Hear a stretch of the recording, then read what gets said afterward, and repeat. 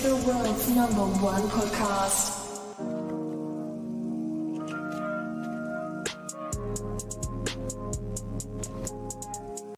You know what I mean? What's the deal, man? Back on Fig, man. Y'all already know what's the deal, man. And I got a special guest with me today, man. IDK in the building, yes, man. Sir. What's the deal, man? Yeah. Hungry as fuck. I didn't eat yet. I see. You came right in here talking about, can I get these snacks? Man, I thought you probably thought I was high too. Yeah, man. It's all good. It's all good. What knowledge you finna drop on me today, bruh? I mean, it depends on what you ask me, honestly. You know, it could go any way. I mean, because we were just in here talking, man. I see you real business savvy over here. That's what they say. Yeah. I mean, I just do make things happen. Do a lot of people know that you own a restaurant? A lot of people, I don't think so. No? I don't know that. I don't really know who knows, but I don't think it's like a big part of like what I do. It's like nothing you want to share or put out there? Yeah, it's called Cobras and Matadors. It's on Melrose and Gardner. It's me, my friend Steve, rest in peace. He opened a Escuela. I don't know if you know that restaurant. It's tacos, great tacos. And then my other boy, A-Side, a couple of us kind of just came together and did it. So. Oh, that's dope, man. Yeah. They just had like Doug had like a little, obviously he's locked up, but he had like his little spider party there. It was on his birthday. And then, I mean, from that to like the Getty Museum, like all kinds of people kind of do things there. So that's cool.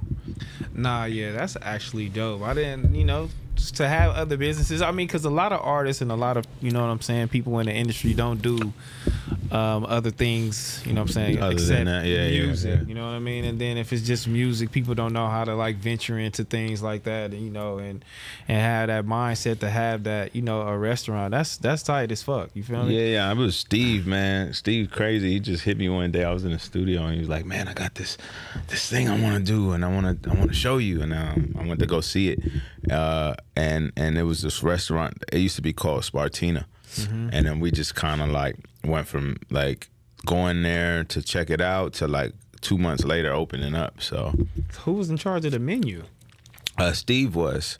Oh, yeah, so I was like, Yeah. I don't really like. I mean, listen. There's one thing I suggested that I'm very proud of. I asked to put ice cream with the churros, and it worked out very well. So that's the only thing I put some Disneyland shit up in here. I tell them like salt, like too much salt, or this, like stuff like that. But like, I don't make the menu. Why the churro and the ice cream? I just thought because it was hot churros and they had like melted chocolate with it. But I'm like, yo, just put a scoop of ice cream with that, And it's ready to go. Yeah. You can't lose with that at no amusement park. Right. Facts. 100%. You can't, and we looking for that. The waffle and that, the churro and the ice cream. Oh, that funnel cake is #1. The funnel cake is amazing with the, was it strawberry? The strawberry, you feel me, with the whipped cream. You can't lose with that. Yeah. But what's been going on with you, man? Nothing much, man. I just been finishing up some music. I recently left my label. I was with Warner for about 4 or 5 years, and then I decided to just kind of do my own thing because I felt like I built like a good following. And I kind of do a lot on my own anyway. So, just getting more into that vibe, like putting things out independently and seeing where they go. I just think the music industry is changing a lot right now. Just like direct to consumer. I've been seeing a lot of artists and, making that transition, like real direct to consumer. And, but still you have people, still harping on like first week sales and this and that and the other. Like, do you kind of let that shit bother you? I can't do the first week sale thing for me because if I play that game, that's a different kind of game. I was just talking about this like yesterday in the studio with like Ray Vaughn and Kembe. I was just like, pretty much like, it's two different playing fields. It's the playing field of art and respect, and then it's the playing field of numbers. Some people could play in both. But we were just talking about that in regards to like even like what's going on with Kendrick and Drake. It's like if I was the analogy was clay. Like, you know, when you play tennis, you could play on a certain type of I don't know what you call it, but whatever you stand on, right? And then you could also play on clay. And some people are really good on clay, some people ain't. I think like when you move the conversation to numbers, you playing on clay, and everybody can't do that. Right now, I'm not playing on clay. Like, I'm playing on what's gotten me to this point, which is never been first week numbers, but definitely the respect, definitely the impact that I have on the fans that I got, and people just kind of like liking what I do musically, because the people who do play on clay tend to respect what I do too, you know? Yeah, I mean, people, you know, artists like you and artists like Rayvon, you know, artists that are kind of still like real hip hop based too, and just, you know, just an all around artist in general. Like the fan base is strong, you know, so you could be one of those artists, you know, that potentially can go out there and make that independency work. Yeah. And I do love that, and I do respect that, you know, and I don't like the fact that right now, like you said, like the industry is changing, you know, so it's like you can't go out there and get that hard copy. So I feel like you can't be basing people music on the first week sales. Like, you either like this shit or you don't. Nah, for sure. Yeah. Because you got to realize so much of the music industry is based off of physical sales. Even the idea of an album, that's like a physical thing. It's like, all right, it takes too long to ship out and print, and it's too expensive to put one song on one vinyl, so we put as many as we can on each side, and then we sell that, right? And then you gotta pick the release date based off of what you could ship, what gets shipped, and distribute it, and then you now have to make sure you have the right amount, because people could go to the store and buy it all out, and now you don't have inventory. Over. Yeah. So, you know, getting undershipped and all that. I think like a lot of the traditional music mindset has to do with physicals, right?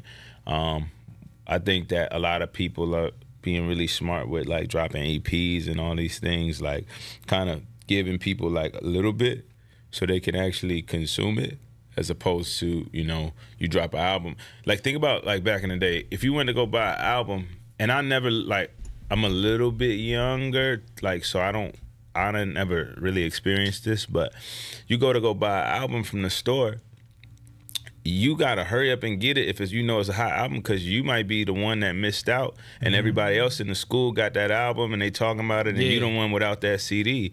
Now it's like a song comes out or an album comes out, and you just literally like, I get to it when I get to it, if I get to it.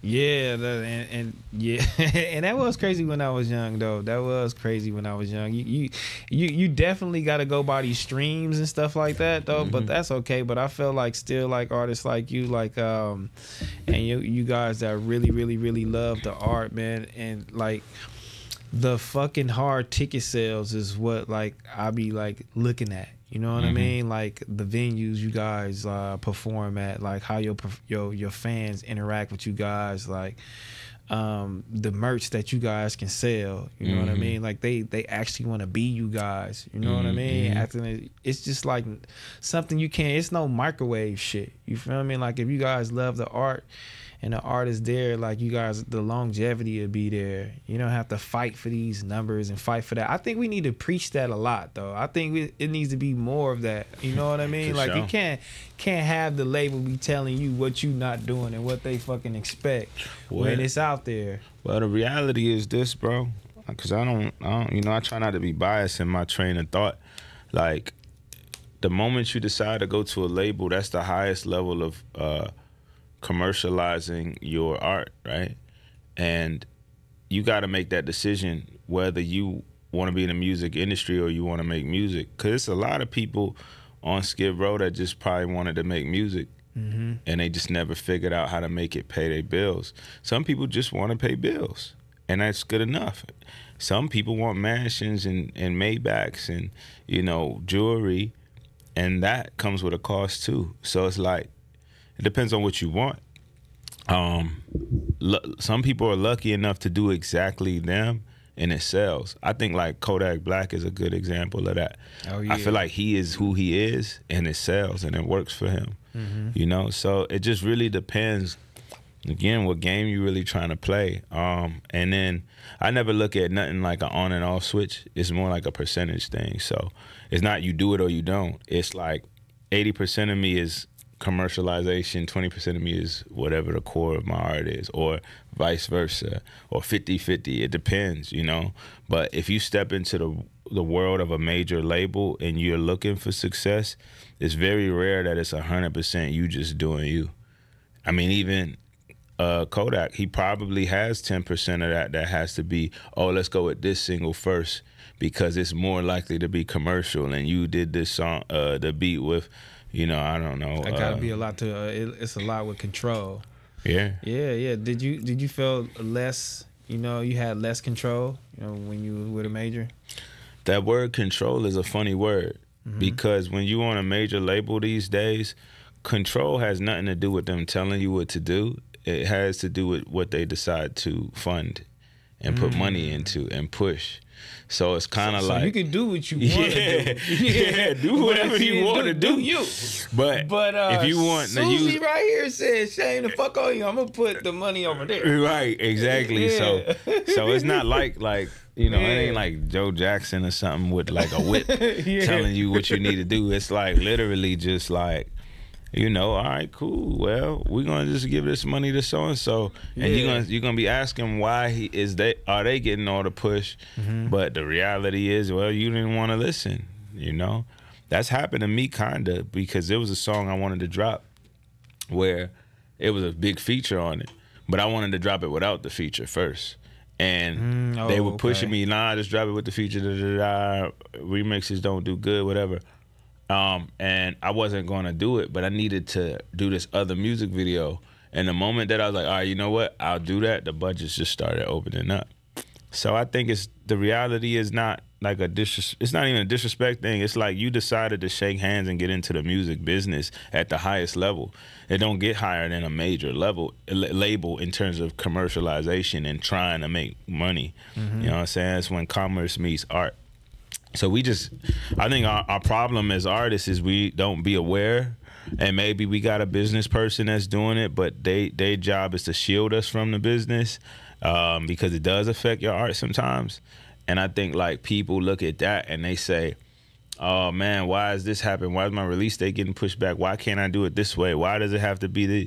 And it's like, nah, bro, the moment you decide to sign and they putting these millions of dollars or hundreds of thousands of dollars into you, that comes with a price. What was your breakthrough in music where you felt like, you know, damn, you know, they finally looking at me, they finally paying attention, and this is my time? I told this story before. It was basically like, I won't say breakthrough because I think I'm still breaking through. It's so much that I still want to accomplish. I'm happy with what I've done. I'm not satisfied with what I'm done though. Yeah. I'm grateful, but I want, you know, more, you know. And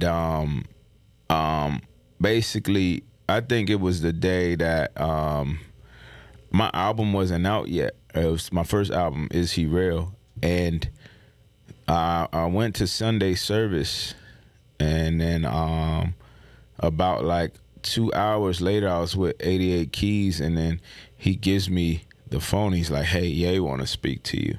I had never really met him before, like at that time. And then he says, hey man, I heard about this album you have called Is He Real? I would love to hear it at some point today. And I was like, oh shit, that's crazy. And then next thing you know, I was in his house eating lemon cake, you know.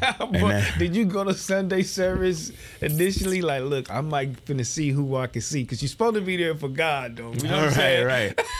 I went there for God, bro. I went there for God. Nah.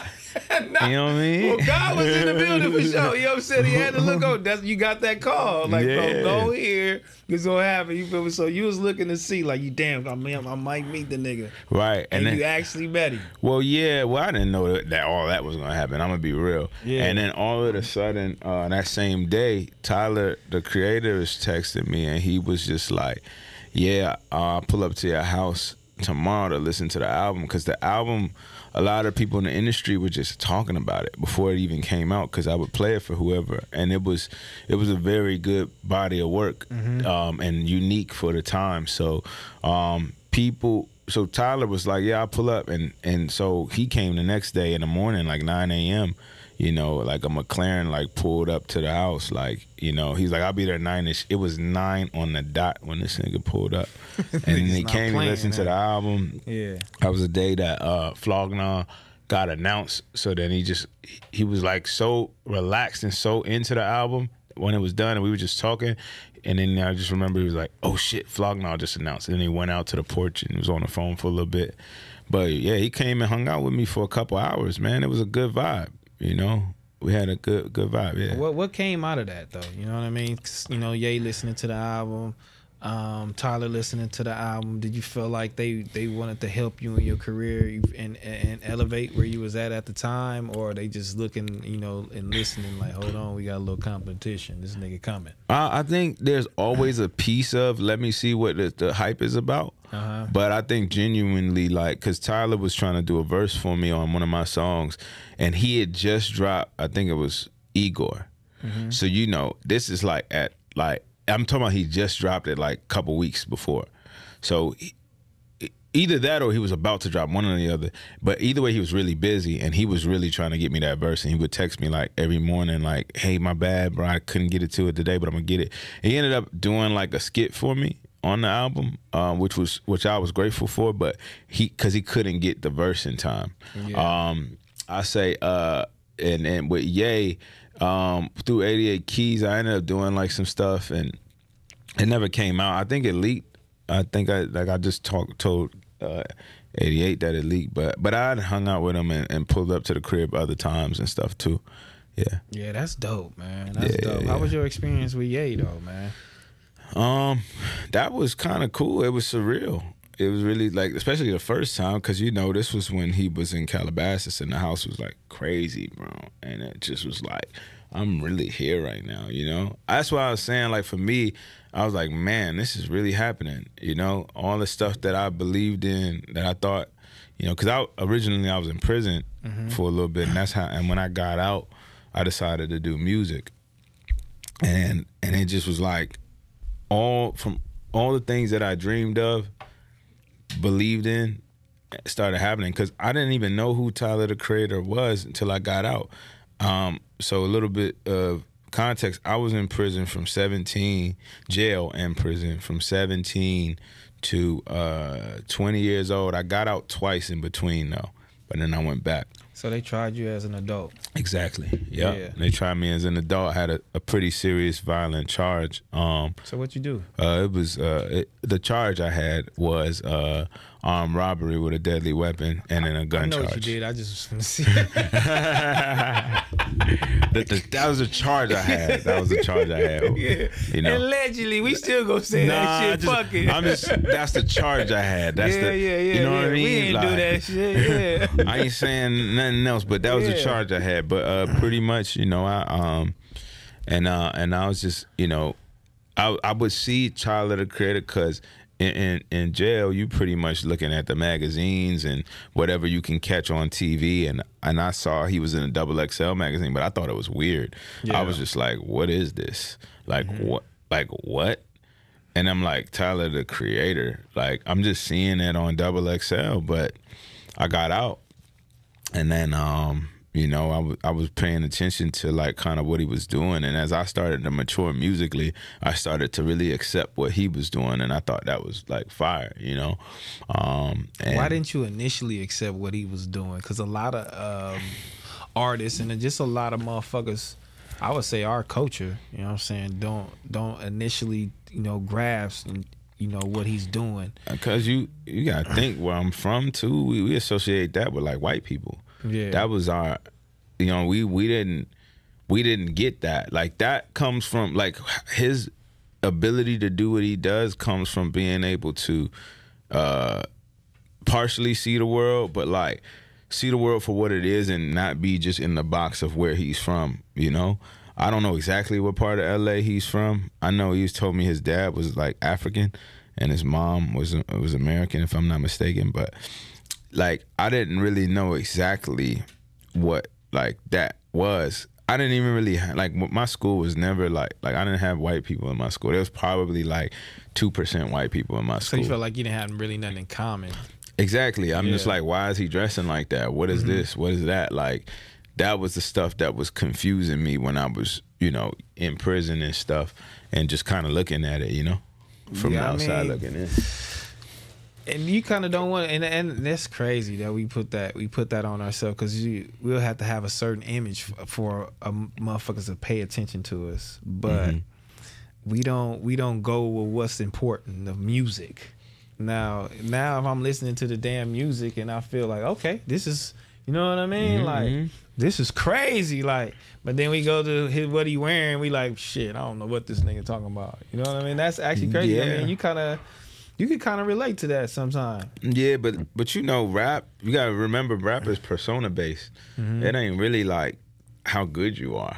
I know, like, right? that helps. Yeah, I'm not saying that's something to overlook, but it's about persona. It's always been about that. It's been about like what you rap about, what's your persona, what's the story. You feel me? So, you know, like stuff like R&B and all that shit is way more measurable to me, like from a technical ability. Rap, there is technicality to it, but you could flow really good and all that, but your voice ain't right, no one cares. Like, or you could flow and do all that and your voice is right, but your image ain't something that someone wants to buy into.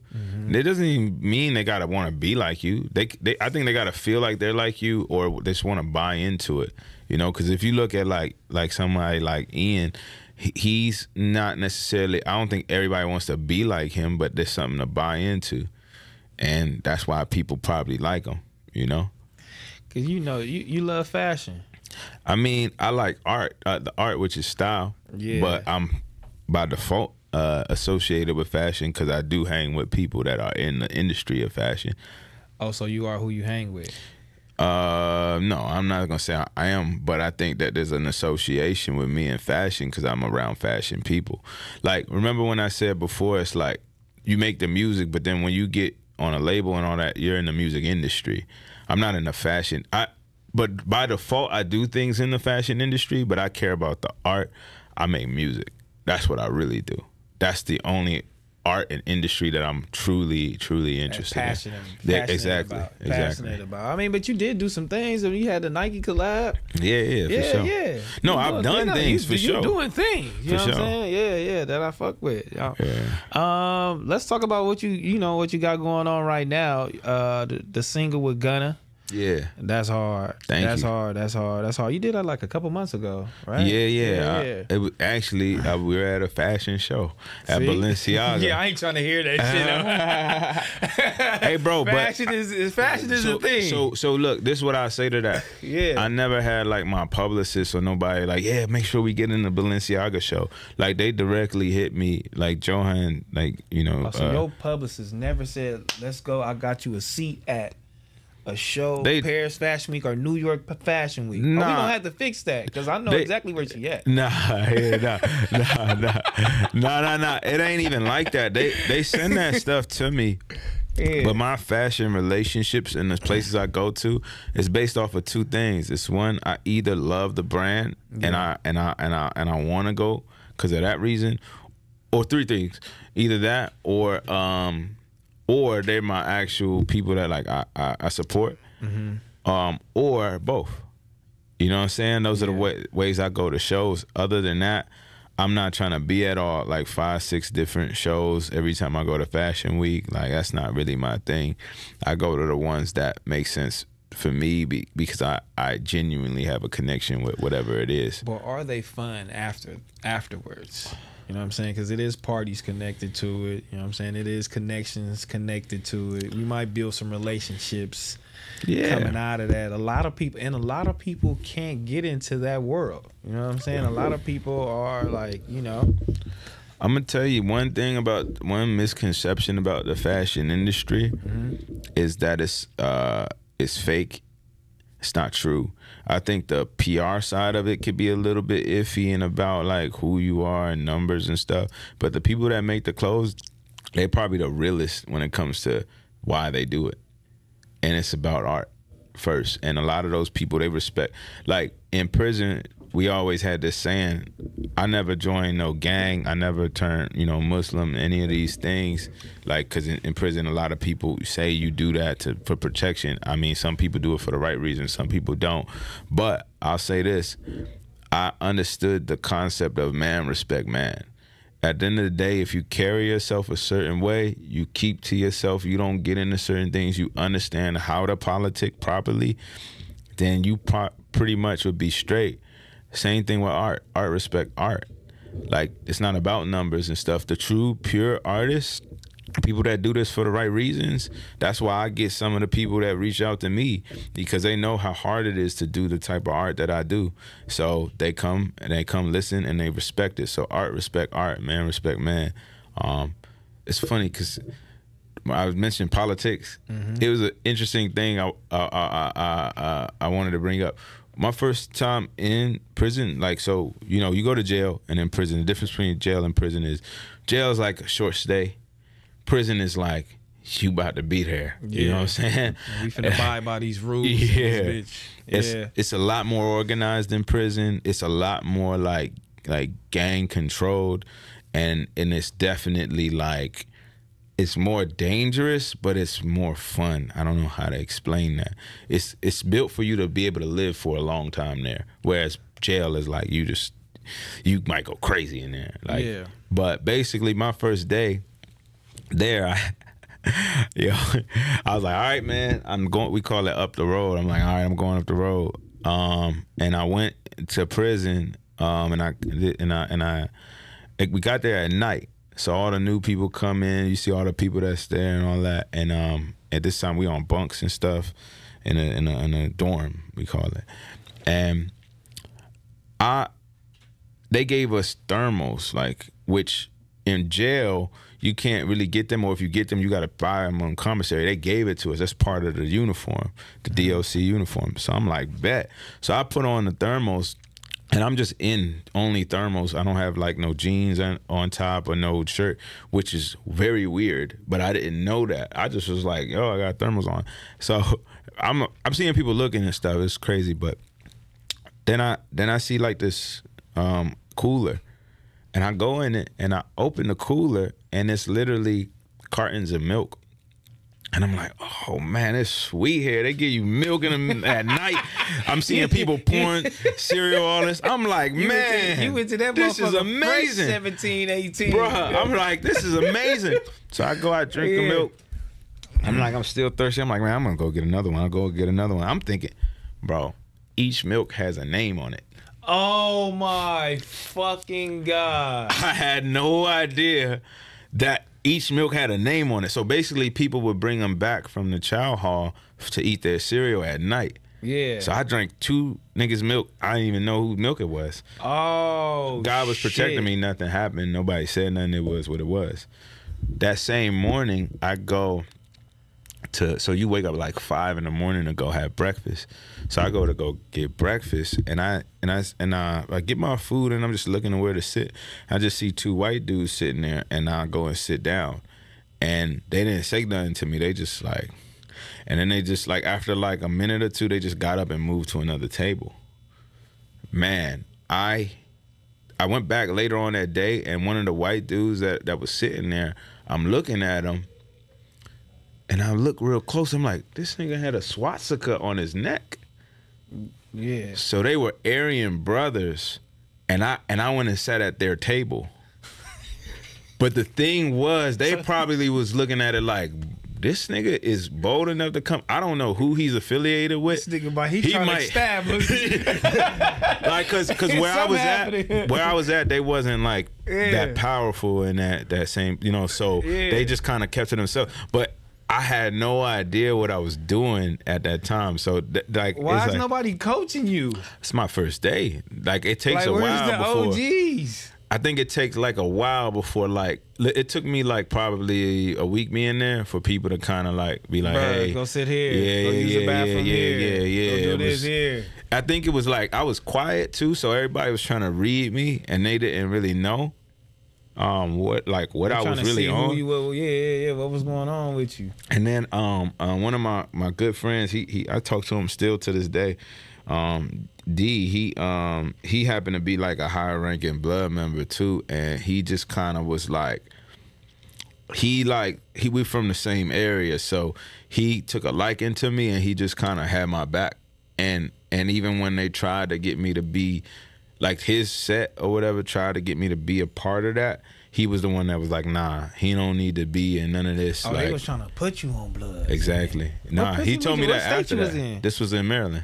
Oh my God. Oh, they thought you was on bullshit though. They probably was like, oh, this nigga done came here drunk some milk. He got his chest out though. He drunk 2 milks. And then the next day, he go sit at the table with niggas like, and then they move. They probably was like, oh, this nigga a gangster.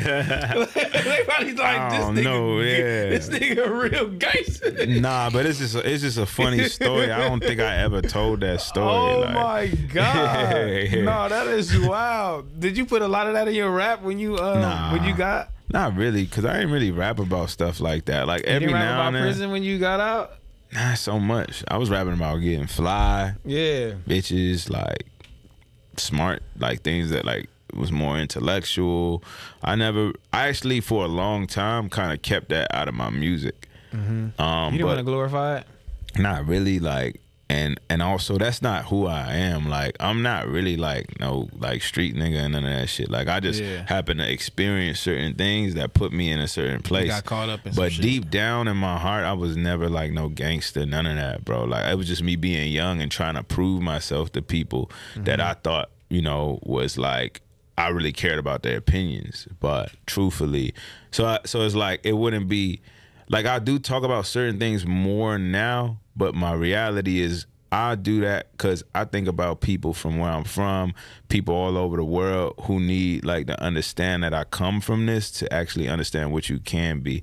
Like it's more for that. Or I even talk about situations that my friends or people that I know have been through and put it in music. But it comes from a real place, and it comes from like me just really wanting people to at least embrace the fact that you could come from a certain situation, but also change what you are, and it's okay, and that could be respected. Yeah, you know. Yeah. I love that. Oh yeah, let's get back to Gunna. So you met my boy at the fashion show. You feel me? Like what fashion show was y'all at? Balenciaga. You feel me? That initial, you know. Y'all came in contact with each other. No, I already knew him. You already knew him? Yeah. Because Ye had something. And I linked. No, actually, I met him in Paris at Fashion Week, like the year before he went. Yeah, my nigga balling. Yeah, I met him in Paris in the Fashion Week. That's not regular. Yeah. We had dinner and then we just hung out. And I went to the studio with him. He just released the album with Pushin P. I forgot the name of the album, but and I liked that album. Shit was hard. A lot. So I, you know, we got cool off that. We would text whatever. Supposed to get in the studio, then wasn't able to do it. But then we linked up at the Balenciaga show, and then we got in the studio. Yeah. Oh, okay. To Pushin P around that time, he had a lot of controversy around his name and shit like that. You feel me? Regarding Thug or whatever. That didn't bother you at all? Nah, because whatever they got going on, I'm smart enough to see it's probably a lot deeper and a lot more controlled than the internet makes it. I've never asked him anything about that because that's specifically his business, right? And if he ever felt the need to tell me, then he'd tell me. But I kind of just moved based off of what I could see, you know? And I saw a genuine person that I felt like I respect, you know what I mean? Did y'all hit the studio together, or he just sent the record? Nah. We hit the studio. Yeah, oh, that's hard. For like 4 days. True. How many songs did y'all actually do? So now y'all hit the studio. Y'all didn't do just one song. We did. Yeah, I did a couple songs. But we just like it was really chilling and talking and hanging out. No, this was the Paris one. That was a different session. When we actually worked on music, that was out here. Yeah. Okay. We talked about jail. We talked about a couple of things, you know. My boy doing it. Don't be playing with my nigga parents fashion week, eating dinner, and they at Kanye house eating lemon cake. Fuck wrong with y'all? Y'all don't know who he is, bro. I love that, man. The story behind you coming from, you British, being born in London. You know what I'm saying? But your parents is American though, right? Yeah, no, my mom is from Sierra Leone. My dad was from Ghana. And my stepdad, who I grew up with, was also from Sierra Leone. Oh, so you got the African background. Yeah, so there's a lot of African tradition ways at home? Of course. And that's why I'm the first person in my family to go to prison. In my immediate family. So they was disappointed? Very. Disappointed. Very, yeah, so when you got out, they still was mad at you? Nah, not really. Like they really supported me trying to get back on my feet. You bilingual? I can understand Creole. Like that's what they speak in Sierra Leone. Oh, okay. Yeah. I don't speak it very well, but I understand it. Yeah. Did you go back to Sierra Leone? When I was 14. That's dope. Yeah, but I gotta go back like as an adult though. That's like you gotta one of my go goals. see what's going on. Yeah. You want to go back with your parents or what? Well, my mom passed away actually. That's R.I.P. crazy. Yeah, but maybe my grandparents. Shit, I still might go in December. We'll see. You know, like it's around the corner, but it's enough time. How did your mom pass away? So my mom died from HIV. It turned into she had complications from that. And she had that since she was since like 1998. I didn't know till she passed away though. She never told you that? Never told me. Yeah. Oh, that is crazy. Yeah. She probably didn't want you to feel sorry for her or nothing like that. I think that, and she just kind of was supposed to like push through, but I don't think she put in the effort, and I think she gave up. Honestly, she would fight and then she'd give up, and then she'd fight and then she'd give up. How many siblings you got? I'm an only child. Only child. So at least on that side, my actual dad, had 4 daughters. So it was just all single mom. So your mom was like with my stepfather. Oh, okay. Damn, moms are strong for that. Yeah, that's for crazy. sure. Yeah, for sure. R.I.P. moms. That's crazy. Yeah. But yeah, man, you finna drop a new album? That's what we plotting towards for sure. Yeah, just working on that. Like I got something really special. Like I think like I've kind of captured like a feeling that I've been trying to capture for a very long time in my music, and I'm really excited about that. So. Oh, that's dope. One thing I wanted to ask you. You had Saucy Santana on a record. Yeah. Like, where was the vision? You know what I'm saying? Where were you at with the vision with that? Because I kind of see it. I kind of think, I was like, I know what he trying to do. You know what I'm saying? And you didn't. A lot of artists wouldn't have did it, but you know, he is trying to be a fucking rapper and an artist, and he doing his thing. He definitely got a couple hits. You know what I'm saying? For sure. Yeah. So where was you at? You know what I'm saying? You know, with that. I heard the beat, and that just sounded like he should be on the song. Yeah. It was that simple. Like I didn't really think about it that deep. I think that I thought about it more when I was doing it, and like the A&Rs and everybody like, oh, you a wild dude. And I'm like, what you mean? He's like, you are the type of dude that would do that. I'm like, man, is people really thinking that deep about it? Like, I don't know what that is, that like someone would think to associate me with because of that, but I think I'm pretty solid in who I am. So, because you did the song that I Think You Gay. Basically, which I don't know, but back home, you know, niggas in the hood, how they think about shit like that. So at first, like, they were like, wait, what? Like, but then what? But then, like, you gotta understand, like, that song wasn't for us. Like, it was for me and a certain group of women that I know would like that. Be dancing to the shit. That song wasn't. I got songs for us. Like, that was my intentions, my right? gift to the women that support me, that I know what they like, you know? Yeah. You know what I mean? Like, that's what it was. Like, and they loved you got it. a little bit of backlash, like, maybe. Hold up. It wasn't that big, though, because I stood on it. Like, it's just like, bro, like, I'm not gay. Like, you know? I love that. I actually think it's kind of like, to me, it shows a lot of strength to be able to look past that. You feel what I'm saying? Actually, like, it's, if you really think about it, it really comes from me really being around like certain women and understanding what they like vibe to, what they like. I could have went and got like another girl to rap on it too, right? But I literally heard Saucy Santana on the beat. I mean, nobody really said shit when Drake did like the Big Freedia. You know what I'm saying? Oh, he did. See, I didn't even know that. Yeah, like, he had the, you know, damn, what the fuck is that song? I know y'all gonna be mad at me. This shit is big. he got our vocals. He got the vocals on his in his track. Trap Money Benny. Is it Kiki? Is it that song, right? Yeah. What's that song called? In My Feelings. That's what it is, right? In My Feelings. There you go. See, nobody said nothing about that. I mean, they was like, "Oh, this is a big artist. This is crazy." Yeah, you know what I mean? Look, bro. I know who I made that song for. And that's what it was. Yeah. And look, I got a bunch of people that I wasn't thinking about making the song for that fuck with the song too. And that's cool with me. They probably like, hold on, long as my nigga don't do no video, you know what I mean? And nah, nigga we start did the twerking video. on the video. Oh, this nigga crazy. I know a couple rappers, I ain't gonna say no names, hit me like, bro, what are you doing? Don't do that. Like, bro, no. I'm like, bro, we good. Chill, relax, man. It's cool. I know motherfuckers was like, don't do the video. Just don't do the video. You double down on it like, I'm doing the video too. Yeah, he did his thing, bro. Like, man, look, bro.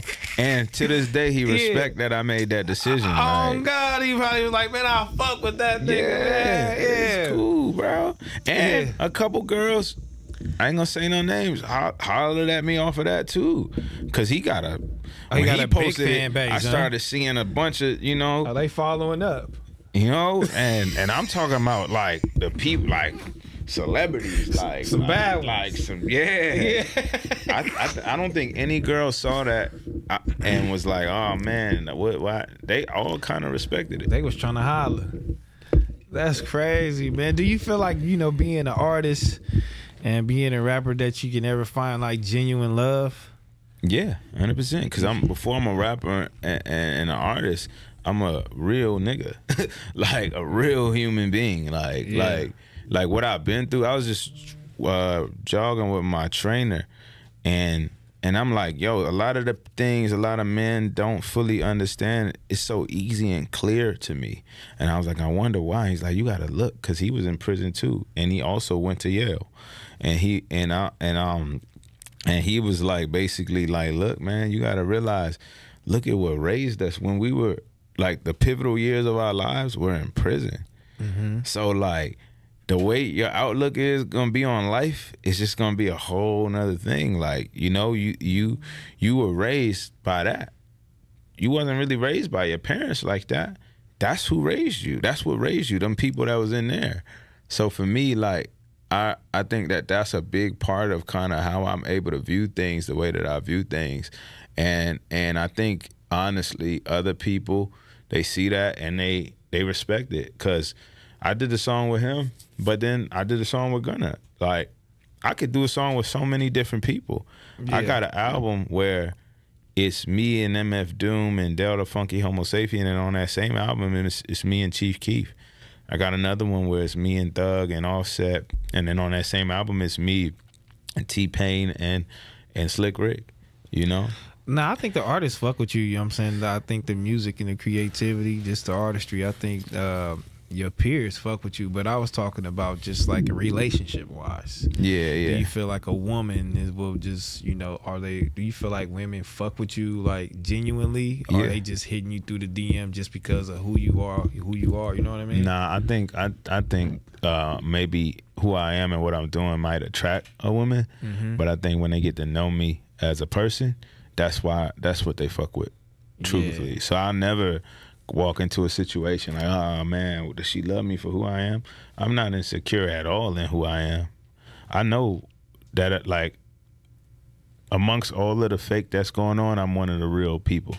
And that's what I mean by genuine, real nigga. You know what I'm saying? Yeah, real genuine. Yeah, what I do things for, where my heart is, where my mind is, it's in a real place, you know? So you love fashion. I mean, what if you get a girl that you know what I'm saying, like, I'm gonna have to fix her up a little bit. know what I'm saying? Let me go out here and borrow a couple things. Let me go out here and borrow a couple things. You ever did that? I mean, I definitely have bought things for girls that I really like, trust and respect. And a lot of times a lot of women tend to respect my eye, you know. So I definitely will give things to a woman that I really like mess with if I feel like she may not have like certain things, or she may be worried about what she's gonna wear in a certain situation, you know. Or I'll ask like fashion brands like to send things or dress her, you know, for certain stuff. Oh, so your eye is expensive. You know what I'm saying? I mean, when they dress, y'all hear this, ladies? That nigga got fashion brands. that's free. Oh, that's some player shit. I don't pay for that. That's free. Oh, that is player though. Damn. Yeah. Hey, dress her real quick, Valencia. Yeah, let's go to. Oh yeah, I see. Yeah, you got a lot of taste. Yeah, no, I mean that's just the world, you know, and what comes with it. But yeah, I definitely don't feel like people don't like love me for me. I'm so honest too, bro. Like I'm so like, you gotta like really fuck with me to deal with my honesty. Oh, you feel like you blunt? Yeah. Not disrespectful, but like definitely like you're not gonna get lied to. Like I'm really gonna tell you what's going on. Just don't ask a question that you don't want the answer to. You feel like you do that to friends and family? Yeah. That's how I always been. I got better at it. Because I always ask this too. Who in your family asking for the money? You know what I'm saying? You got that one family member that's always in need of help. Shoot, man, you lucky you only got one? Yeah. It's like 10 for me, bro. Like, they hitting you, huh? I mean, I get hit up all the time, but I don't even respond. I don't respond. Like, I respond when I like to give money when I got it, just because I can. I don't love to give it when I'm asked, because that creates a bigger problem. Like if I go see my grandmother, I'll give her some money, or like she been asking me for an iPhone, I got an extra one, I'm gonna give it to her, you know, things like that. I try to be practical and reasonable, because the thing is, I am, you know, fairly successful, and with my family, they kind of, like with people in general, like when they know that there's somebody like that and they, you know, around, they might go there first. I'd rather you come to me last. Like, I'd rather you try to do everything you can. And if and that's not for everybody. Like, it depends on who the person is, right? But I got a big family. Yeah. I'd rather them figure it out together.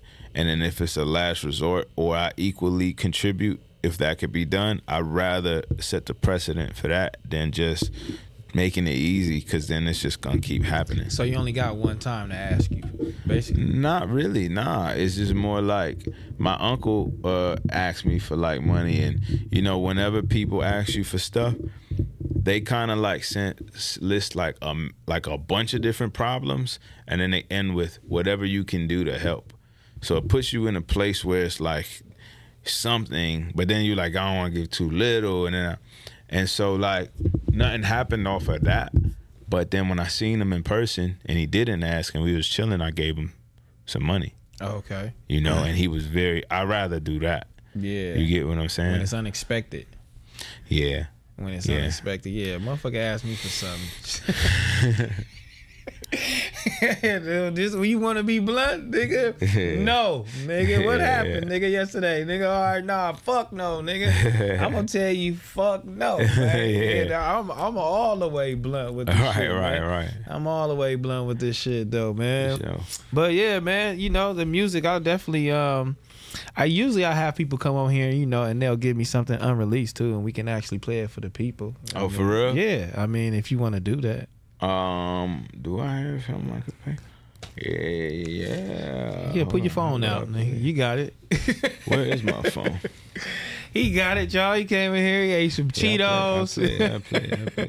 He's stupid relaxed in here. You already know how we do it on Back on Fig, man. Make sure y'all like this video one time. Make sure y'all like the video. Subscribe to the channel if you're not already subscribed to the channel. You already know what's the deal. You feel me? Yeah, man. We gonna try to get my boy to play something unreleased for us, man. You already know, man. I mean, he gotta have something. How do I Kanye. do it, how do you play? How you play? You gonna email it to me. Oh, okay, gotcha. You gonna email it to me, and I'm gonna have my girl right here. You know what I'm saying? Down there. I'm gonna pull it up for her. You know what I'm saying? It just got mastered. Oops. It literally just got mastered. So hopefully we can get something with how do I Back on Fig? Look, Back on Fig. Can I just text it to you? Yeah, Or it gotta be emailed. Email it, yeah, email it to me because I'm gonna put it right here on this computer. Can't touch this, can't kick it down. Can't touch this, can't touch this, can't touch this, can't touch this, can't touch this, can't touch this, can't touch this, can't touch this. Everybody look when I pop out. I was 16 when I said fuck school. Now I get a lot of brain for a dropout. Your boy be fake, D-ho fake. I don't really know which one be the op now.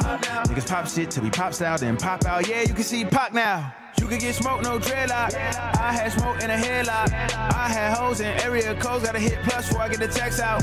She told me hit her on WhatsApp. I looked at the girl like, what's that? And that was the day that a nigga found out that the federal boys can't touch that. Kicking it down. Can't touch this, can't touch this, can't touch this, can't kick it down. Can't touch this, can't touch this, can't touch this, can't kick it down. Can't touch this, can't touch this, can't touch this, can't touch this, can't touch this, can't touch this, can't touch this. For one with the wrist, I get this shit on niggas that's flooded. Fat ass, she shaking it when she strips, she got it busted.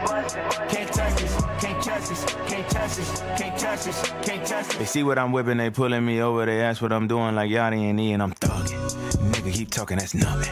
Why all these boys be acting alike? I guess they related, they cousins. They sending me threats, but they bluffing. It take me a while before I cuff it, especially when we in public. You said that you love me, but how you want me to wife you when I don't even trust it? Ass fat sitting right, I might just sit in night, look at my grin, alright. She know that she pretty, she know that I got it, just look at my fit, alright. You could be fucked up, but if you got some motion, then you are not broke. Long as you grinding and stick to your dough. So I'm addicted to kicking it down. Can't touch this, can't touch this, can't touch this, can't kick it down. Can't touch this, can't touch this, can't touch this, can't kick it down. Can't touch this, can't touch this, can't touch this, can't touch this, can't touch this, can't touch this, can't touch this. For one with the wrist, I get this shit on niggas that's flooded. Fat ass, she shaking it when she strips, she got it busted. Can't touch this, can't touch this, can't touch this, can't touch this, can't touch this. They see what I'm whipping, they pulling me over there. I mean, how you stay motivated out here? Because I feel like it's a little disconnect with you, bruh. Yeah, I feel like it's like you said, you still got more to do. You know what I'm saying? You feel it's more for you to accomplish or whatever the case may be. I feel like it's not enough eyes on you. You feel me? Like, I think people need to appreciate you just a little bit more, man. I don't know where the disconnect is at, though. You know what I mean? Because, and you also, you know, are you one of them artists that would rather hold out, you know what I'm saying, and make sure the music is here, you know what I'm saying, rather than putting out a gang of music? Are you just one of them artists that just, you know, they concentrate on what it is and you let them digest what you got? And this is what it is, or do you just, you know what I'm saying, should you put out constantly? For me, it's just the music dictates everything. If it comes out a certain way and I feel good about it, like I made this song like 2 weeks ago or something, you know? It wasn't like too much thought to it. It was just kind of like, this is what happened. And I feel good about what happened, so let me put it out. I think like when you dealing with like the music business, is so much that goes into the release of a song, so you can't just throw shit out, you know. So for me, I'm more so like in that world of, if I made it and it's good to come out, then yeah, like it'll probably come out in 4 weeks earliest, you know. Very rarely do I ever have a situation where it just comes out like out of nowhere. So yeah, as far as disconnect, I mean, look, I think it's timing at the end of the day. I think, you know, luck favors the ones that are prepared, or something like that, or some saying like that. And I'm always prepared. That's all I do. I spend 90% of my time preparing. And then when the moments come, I'm gonna be ready. You know, I do want to grow things, and I do see it growing. Like, I mean, my streams just keep going up. You know, I was talking about like this the other day when you look at like, you know, they was talking about, I guess the hot topic was like Caribou and what she got going on. Yeah. And I went to go look, and I saw that, okay, she's really popping online, but then I saw like Spotify wasn't too crazy compared to that. And I think I have more of an opposite problem. Like, I'm not really in your face online all the time. Like, you don't really know too much about me, but my streams is pretty good. Oh, but they doing good. Yeah. Yeah. So, you know, and they growing, like, and that's, you know, that's what matters probably more. Yeah, but you want everything overall though. Yeah, of course. Yeah. Of course, but it depends on by what means, because I'm not willing to sacrifice the quality of my work to have more faster. I trust that everything is going to continue to connect, because that's just the trajectory I've been on. You feel me? Yeah, I feel you. Yeah. You know what I'm saying? Yeah. My boy in the building. Oh, you feel me? Before we get up out of here, tell me about Harvard. Oh, yeah. Yeah, I mean, like, I got a class that I teach up there once a year, but now I'm probably going to be doing 2 different classes. So it'll be twice a year. I'm going in a couple weeks right now to go teach the connection between creativity and kind of like science. You know, it basically starts from like my household, and then wanting certain things within my household leads to prison, which leads to a gang of things that I learned, which was preparation, how to make progress, even the want to go to Paris, because I used to read the GQ magazines and used to like what I was seeing, and you know, and that all led to me being in music. So what we're doing is with Professor Kit Parker, he's at the School of Engineering and Science. We are making a creative roadmap, and it's basically how things that affect your brain in your life can correlate to the success that you have and why you do what you do. You know. And you have 2 courses. Yeah. So that course is me teaching his class, and then I have my own class that I do for myself solely. Oh, that is dope. But I might bring him to come do, you know, it's like a collab. You ever went to college? I went to community college for a couple semesters. Like, how did you even get into that? Like, who called you to be a professor at fucking Harvard? I called myself. I believed that I could do it from the knowledge that I had, and I sent, you know, to my team, and they just put me in a situation where I got to go speak on criminal justice reform at Harvard, and then that led to me doing what I did with my own class. Oh, that is super dope, man. I might have to come attend that. Yeah, that'd be good. Yeah, that'd be sick. dope. Yeah. I want to I'll give you the info. Yeah, please give me the info, man. Yeah. But you know what I'm saying? We had my boy in the building, man. IDK, don't worry about nothing, man. You feel me? I love having you here, homie. For sure, It's tight, for sure. man. I learned some new things, man.